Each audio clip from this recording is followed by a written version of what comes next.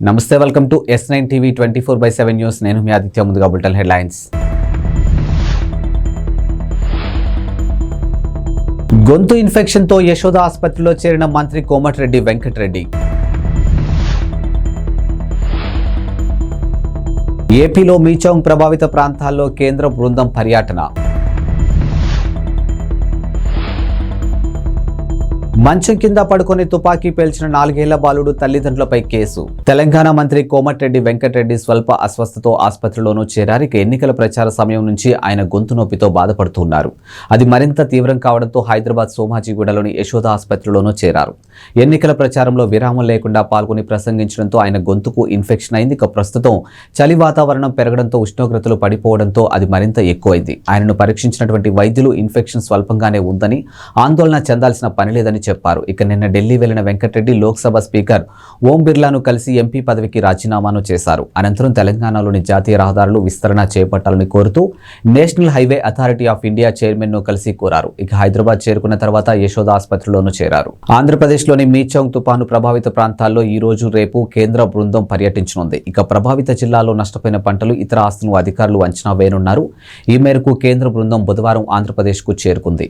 బుధవారం కృష్ణా, బాపట్ల జిల్లాలో, గురువారం నెల్లూరు, తిరుపతి జిల్లాల్లో అధికారులు బృందం పరిశీలన చేయనుంది.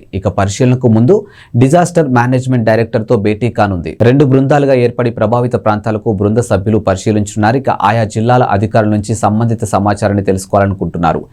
ఏపీ విపత్తు నిర్వహణ సంస్థ ఎండీ అంబేద్కర్ వెల్లడించారు.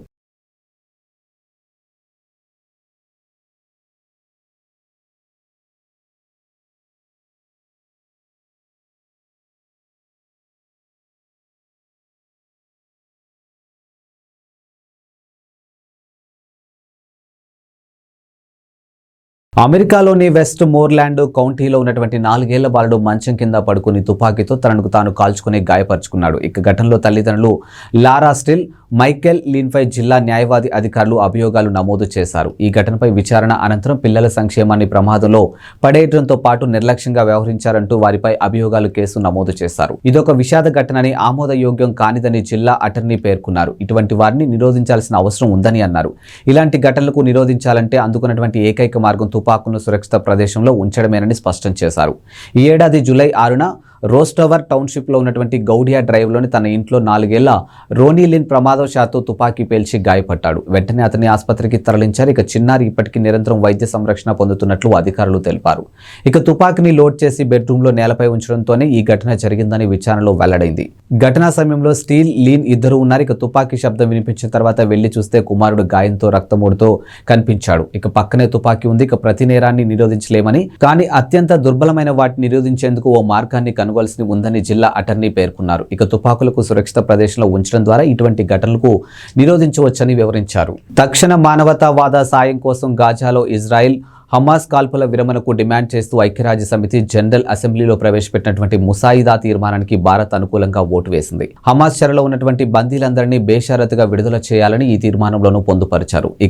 Algeria, Bahrain, Iraq, Kuwait, Oman, Qatar, Saudi Arabia, UAE, పాలస్తీనాతో పాటు అనేక దేశాలు స్పాన్సర్ చేసినటువంటి ఈ తీర్మానంపై మంగళవారం ఓటింగు జరిగింది.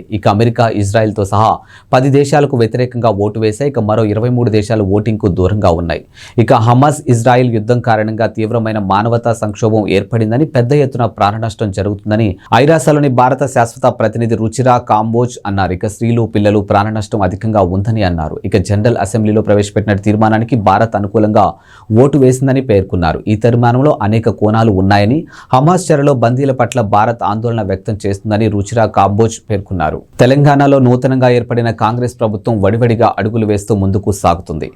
కొత్త మంత్రులు ఆయా శాఖలపై అధికారులతో సమీక్షలు నిర్వహిస్తున్నారు. అయితే కాంగ్రెస్ ప్రభుత్వం 6 నెలలు మించి ఉండదంటూ విపక్ష నేతలు విమర్శలకు దిగుతూ ఉన్నారు. ముఖ్యంగా హిప్ రీప్లేస్మెంట్ సర్జరీ చేయించుకుని ఆసుపత్రిలో చికిత్స పొందుతున్నటువంటి మాజీ సీఎం కేసీఆర్ ను సీఎం రేవంత్ సహా పలువురు మంత్రులు కాంగ్రెస్ నేతలు పరామర్శించిన నేపథ్యంలో ఈ తరహా విమర్శలు మరింత ఎక్కువయ్యాయి. ఈ విమర్శలకు కాంగ్రెస్ నేత విజయశాంతి కౌంటర్ ఇచ్చారు. ఇక బీఆర్ఎస్ అధినేత కేసీఆర్ ను కాంగ్రెస్ ప్రభుత్వ నేతలు మర్యాదపూర్వకంగా కలిసి ఓదార్పు ఇచ్చారని, దీనిపై కూడా కొంతమంది బీఆర్ఎస్ ముఖ్య నేతలు వ్యతిరేక వ్యాఖ్యలు చేయడం సమంజసం కాదని ఆగ్రహం వ్యక్తం చేశారు. ఇక మానవీయ స్పందనకు రాజకీయాన్ని కలపడం నేటికి బీఆర్ఎస్ కు అవసరమేమో కానీ కాంగ్రెస్ ప్రభుత్వానికి అవసరం లేదని మండిపడ్డారు. ప్రభుత్వం కూలుతుందంటూ బీఆర్ఎస్ నేతలు చేస్తున్నటువంటి తప్పుడు ప్రకటనలు కేసీఆర్ తప్పక ఖండించాల్సిన అవసరం ఉందని ఆమె తెలియజేశారు. తెలంగాణ కొత్త సీఎం రేవంత్ రెడ్డి సంచలన నిర్ణయాలతో తమదైన మార్కు పాలన కనబరుస్తున్నారు. ఇక సర్కార్ కొలువుదీరిన రోజు నుంచి సరికొత్త నిర్ణయాలతో దూకుడుగా వ్యవహరిస్తూ ఉన్నారు. గత ప్రభుత్వం హయాంలో తీసుకున్నటువంటి నిర్ణయాలను సమీక్షిస్తూ కీలక ఆదేశాలు జారీ చేస్తూ ఉన్నారు. ఈ క్రమంలోనే సీఎం రేవంత్ రెడ్డి మరో కీలక నిర్ణయం తీసుకునేందుకు రెడీ అయినట్లు తెలుస్తుంది. బీఆర్ఎస్ ప్రభుత్వం నిర్మించి తలపెట్టినటువంటి ఓఆర్ఆర్ లో metro project CM Revanth Reddy రద్దు చేసేందుకు మొగ్గు చూపుతున్నట్లు సమాచారం. అయితే తాజాగా ఈ మెట్రో విస్తరణ పనులకు సీఎం రేవంత్ బ్రేకులు వేయనున్నట్లు సమాచారం. ఇక మంగళవారం ఎంఐఎం ఎమ్మెల్యేతో సీఎం రేవంత్ రెడ్డి భేటీ అయ్యారు. పలు అభివృద్ధి పనులు కార్యాచరణపై వారితో చర్చించారు. ఈ సందర్భంగా ఓఆర్ఆర్ మెట్రో విస్తరణ ప్రాజెక్టు అంశం కూడా చర్చకు వచ్చినట్లు తెలుస్తుంది. ఇక ఔటర్ రింగ్ రోడ్డు వరకు మెట్రో విస్తరణ అవసరం లేదని, అది కొందరు రియల్ ఎస్టేట్ వ్యాపారులకు లాభం చేకూర్చేందుకు గత ప్రభుత్వం తీసుకున్న అనాలోచిత నిర్ణయంగా సీఎం అభిప్రాయపడినట్లు తెలుస్తుంది. ఇక రేవంత్ రెడ్డి ఆ ప్రాజెక్టుకు రద్దు చేసి పాత నగరాన్ని విమానాశ్రయానికి అనుసంధానం చేయాలని ఆలోచిస్తున్నారట. విశ్వనగరంగా ఎదుగుతున్నటువంటి హైదరాబాద్ నగరం ఇండియాలోనే బెస్ట్ సిటీగా నిలిచింది. అది కూడా పూణే, బెంగళూరు లాంటి సిటీలను వెనక్కి నెట్టేసి మరి అత్యున్నత నగరంగాను నిలిచింది. అయితే బెస్ట్ సిటీగా నిలవడం 2015 నుంచి హైదరాబాద్ కు ఇది 6వ సారి కావడం విశేషం. ఈ విషయాన్ని మాజీ మంత్రి కేటీఆర్ ట్విట్టర్ ద్వారా పంచుకున్నారు. అయితే మెర్సర్ అనే అమెరికాకు చెందినటువంటి కన్సల్టెన్సీ ఆర్థిక సేవల సంస్థ తాజాగా ఉత్తమ జీవన ప్రమాణాలతో కూడినటువంటి ప్రపంచ నగరాల ర్యాంకింగ్స్ ను రిలీజ్ చేసింది. ఈ ర్యాంకింగ్స్ లో ఇండియా నుంచి హైదరాబాద్, పూణే, బెంగళూరు చోటు దక్కింది. అయితే హైదరాబాద్ కు 153వ స్థానం దక్కగా పూణే 154, బెంగళూరు 156 స్థానంలో ఉండడం గమనార్హం. ఇక చెన్నై 161, ముంబై 164, కోల్కతా 170 స్థానాల్లో ఉండగా దేశ రాజధాని ఢిల్లీ అయితే 172 స్థానానికి పరిమితమైంది. తెలంగాణలో సంచలన నిర్ణయాలతో సీఎం రేవంత్ రెడ్డి తమదైన మార్కు పాలన కనబరుస్తూ ఉన్నారు. ఇక సర్కార్ కొలువుదీరిన రోజు నుంచి ఆయా శాఖల అధికారులతో వరుసగా రివ్యూలు నిర్వహిస్తూ కీలక ఆదేశాలు జారీ చేస్తూ ఉన్నారు. ఈ క్రమంలో సీఎం రేవంత్ రెడ్డి తన మాస్టర్ ప్లాన్ అమలు చేసేందుకు రంగం సిద్ధం చేస్తూ ఉన్నారు. విశ్వనగరంగా ఎదుగుతున్న హైదరాబాద్ నగరాన్ని అభివృద్ధి చేసేందుకు మీ దగ్గరున్న ప్లాన్ ఏంటని ఓ న్యూస్ ఛానల్ యాంకర్ అడిగిన ప్రశ్నకు రేవంత్ రెడ్డి చెప్పిన సమాధానం సోషల్ మీడియాలో తెగ ట్రోల్ అయింది. అప్పుడు ట్రోల్ అయిన తన ప్లాన్ ఇప్పుడు సీఎం రేవంత్ రెడ్డి అమలు చూపేందుకు సిద్ధమవుతూ ఉన్నారు. హైదరాబాద్ మహానగరంలో మూసీ నది ప్రారంభమయ్యే ప్రాంతం నుంచి చివరి వరకు మూసీ నది పరివాహక ప్రాంతాన్ని మొత్తం ఉపాధి, ఆర్థికాభివృద్ధి ప్రాంతంగా రూపుదిద్దించాలని సీఎం రేవంత్ రెడ్డి అధికారులను ఆదేశించారు. వైఎస్ఆర్సీపీ అధినేత వైఎస్ జగన్ కీలక నిర్ణయం తీసుకున్నారు. ఇక వైఎస్ఆర్సీపీ రాష్ట్ర యువజన విభాగం, మహిళా విభాగం నూతన కమిటీలు నియమించారు. కొత్తగా కార్యవర్గాన్ని నియమిస్తూ ఆదేశాలు జారీ చేశారు. ఇక యువజన విభాగం అధ్యక్షుడిగా బైరెడ్డి సిద్ధార్థరెడ్డి, ఉపాధ్యక్షులుగా కొండా రాజీవ్ గాంధీ, పిన్నెల్లి వెంకట్రామరెడ్డిని నియమించారు. ఇక మొత్తం 64 మందితో నూతన కమిటీని నియమించినట్లు వైఎస్ఆర్సీపీ కేంద్ర కార్యాలయం ఓ ప్రకటనలోనూ పేర్కొంది. మరోవైపు వైఎస్ఆర్సీపీ రాష్ట్ర మహిళా విభాగానికి కూడా నూతన కమిటీ నియమించారు. ఇక వైఎస్ఆర్సీపీ మహిళా విభాగానికి ఎమ్మెల్సీలు పోతుల సునీత, వరదు కళ్యాణిలు ఇద్దరిని అధ్యక్షులుగాను నియమించారు. అలాగే ఉపాధ్యక్షులుగా మంతెన మాధవి వర్మ, బండి పుణ్యశీల, డాక్టర్ శశికళను నియమించారు. ఇక మొత్తం 64 మందితో నూతన కార్యవర్గాన్ని నియమిస్తున్నట్టు పార్టీ కేంద్ర కార్యాలయం ఓ ప్రకటనలోనూ విడుదల చేసింది.